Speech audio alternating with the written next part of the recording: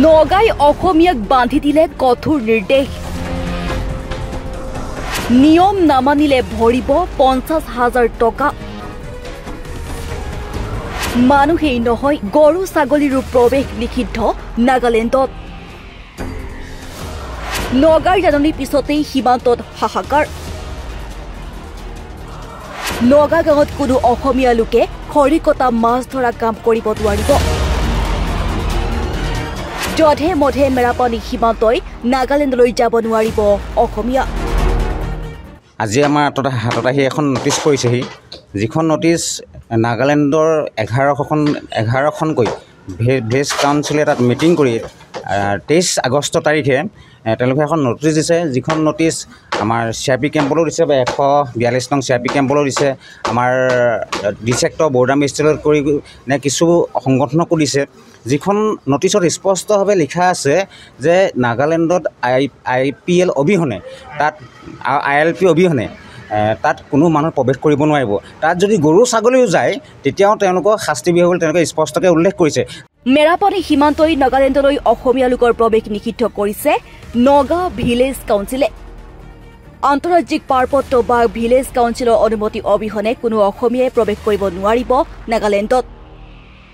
Naga village কাউন্সিলে অসমীয়া লোকক উদ্দেশ্যি জাৰি কৰিছে 9টাকৈ নিয়ম আৰু এই নিয়ম নামানিলে ভৰিব লাগিব 50,000 টকাৰ লগতে বিধিগত শাস্তি যিখন নটিচত স্পষ্টভাৱে লিখা আছে যে নাগালেণ্ডত IPL অবিহনে তাত ILP অবিহনে তাত কোনো মানুহ প্ৰৱেশ কৰিব নোৱাৰিব তাত যদি গৰু ছাগলীও যায় তেতিয়াও তেওঁলোকক শাস্তি বিহিব বুলি তেওঁলোকে স্পষ্টকৈ উল্লেখ কৰিছে মানুহৰ ক্ষেত্ৰত বাৰু এইটো ঠিকেই আছে ILP লৈ পেলাই তেওঁলোকে যাব ILP তেওঁলোকৰ আছে কিন্তু গৰু ছাগলীৰ ক্ষেত্ৰত কেনেকৈ প্ৰযোজ্য হ'ব এটা গৰুৱে ঘাঁহ খাই থাকি যদি তাত গৈ নাগালেণ্ডত প্ৰৱেশ কৰে তেওঁ কেনেকৈ গম পাব যে নাগালেণ্ডৰ অঞ্চলত বা নাগালেণ্ডৰ এলেকাৰ ভিতৰত আহিছে এটা ছাগলীয়ে কেনেকৈ গম পাব যে তেওঁ অসমৰ পৰা গৈ নাগালেণ্ডত প্ৰৱেশ কৰিছে কেৱল মানুহেই নহয় অসমীয়া লোকৰ পোহনীয়া গৰু ছাগলীও কোনো কাৰণত প্ৰৱেশ কৰিব নোৱাৰিব নাগালেণ্ডত আৰু প্ৰৱেশ কৰিলেই ভৰিব লাগিব বৃহৎ জৰিমনা নগা ৰাজ্যত প্ৰৱেশ সন্দৰ্ভত জাননী জাৰি কৰাৰ পিছতেই প্ৰতিক্ৰিয়া প্ৰকাশ কৰিছে এতিয়া অসমৰ দল সংগঠনে অসম জাতীয়বাদী যুৱ ছাত্ৰ পৰিষদ গোলাঘাট জিলা সমিতিয়ে বা আমাৰ কেন্দ্ৰীয় সমিতিয়ে হওক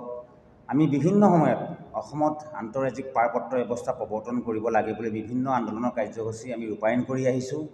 আৰু অসমৰ সৰ্বস্তৰ জনসাধাৰণৰ সহায় সহযোগিতা আমি এই ক্ষেত্ৰত কামনা কৰি আহিছোঁ এতিয়া কথা হ'ল যে নিউটনৰ তৃতীয় গতি সূত্ৰ মতে প্ৰতিটো ক্ৰিয়াৰ এটা বিপৰীতমুখী প্ৰতিক্ৰিয়া থাকে এতিয়া কথা হ'ল নাগালেণ্ডৰ পৰা যেতিয়া অসমৰ জনসাধাৰণক নাগালেণ্ডত প্ৰৱেশ কৰিবৰ কাৰণে আন্তঃৰাজ্যিক পাৰপত্ৰ ব্যৱস্থা লাগিব বুলি তেওঁলোকে কৈছে নহ'লে ভিলেজ কাউন্সিলৰ তেওঁলোকৰ কিবা নথিপত্ৰ লাগিব বুলি কৈছে আমাৰ অসম জাতীয়বাদী যুৱ ছাত্ৰ পৰিষদৰ কথা হ'ল যে অসমত তেওঁলোকে যে সেই দাবীটো কৰিছে আমিও অসম জাতীয়বাদী যুৱ ছাত্ৰ পৰিষদে অসমত অতি শীঘ্ৰে আন্তঃৰাজ্যিক পাৰপত্ৰ ব্যৱস্থা কৰিব লাগে এইটো কেন্দ্ৰীয় চৰকাৰক অসম চৰকাৰে এই বিষয়বস্তুটো এটা তথ্য সহকাৰে দাঙি ধৰিবৰ কাৰণে আমি দাবী উত্থাপন কৰিছোঁ আৰু ইয়াৰ লগতে আমি মেৰাপানীত 29 তাৰিখে আন্তঃৰাজ্যিক পাৰপত্ৰ ব্যৱস্থা অসমত প্ৰৱৰ্তন কৰিব লাগে বা অসমৰ জনসাধাৰণক আন্তঃৰাজ্যিক পাৰপত্ৰ ব্যৱস্থা কিয় লাগে অসমত আন্তঃৰাজ্যিক পাৰপত্ৰ কিয় প্ৰয়োজন আছে এই বিষয়সমূহ জনসজাগতা আৰু নাগালেণ্ডৰ যিটো সামগ্ৰী অসমলৈ আহিছে তাৰ প্ৰতি প্ৰতিবাদ জনাই আমি অৱস্থান ধৰ্মঘট কাৰ্যসূচী এটা পালন কৰিম আৰু এই কাৰ্যসূচীত আমি সকলো দল সংগঠনৰ লগতে দয়াংবাসীৰ সৰ্বস্তৰ জনসাধাৰণৰ আমি সহযোগিতা কামনা কৰিছোঁ আমি এই চেগতে এটা কথা আমি অসমৰ জনসাধাৰণক বা আমাৰ দয়াংবাসী বা গোলাঘাটবাসী জনসাধাৰণক আমি অৱগত কৰিব বিচাৰিছোঁ যে অসম জাতীয়বাদী যুৱ ছাত্ৰ পৰিষদে আন্তঃৰাজ্যিক পাৰপত্ৰৰ কাৰণে অকল আমি আন্দোলনতে প্ৰতিবাদতে আমি শান্ত থকা নাই আমাৰ অসম জাতীয়বাদী যুৱ ছাত্ৰ পৰিষদৰ কেন্দ্ৰীয় সমিতিয়ে অসমৰ আন্তঃৰাজ্যিক পাৰপত্ৰ ব্যৱস্থা প্ৰৱৰ্তন কৰিব লাগে বুলি ইতিমধ্যে মহামান্য উচ্চতম ন্যায়ালয়ত এখন গোচৰ তৰি থৈছে যিহেতুকে 1873 চনত যেতিয়া ব্ৰিটিছৰ দিনত নগা ৰাজ্যত আন্তঃৰাজ্যিক পাৰপত্ৰ ব্যৱস্থা নাগালেণ্ডৰ আন্তঃৰাজ্যিক পাৰপত্ৰ ব্যৱস্থা প্ৰৱৰ্তন কৰিছিল তেতিয়া অসমৰো কিছু অঞ্চলত আন্তঃৰাজ্যিক পাৰপত্ৰ ব্যৱস্থাৰ তেওঁলোকে ব্যৱস্থা কৰিছিল কিন্তু দুৰ্ভাগ্যজনক কথা 2019 চনৰ 11 ডিচেম্বৰ তাৰিখে যি সময়ত কা আন্দোলনৰ ভৰপক দিছিল বা কাখন গৃহীত কৰিছিল সেইদিনাখনি আমাৰ কেন্দ্ৰীয় গৃহমন্ত্ৰী অমিত শ্বাহে এক বিবৃতিৰ যোগে 2019 চনৰ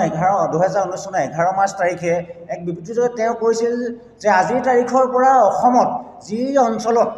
আন্তঃৰাজ্যিক পাৰপত্ৰ ব্যৱস্থা সেয়া বাতিল কৰা হৈছে তাৰ পৰিৱৰ্তে আজিৰ তাৰিখৰ পৰা বলবৎ হোৱাকৈ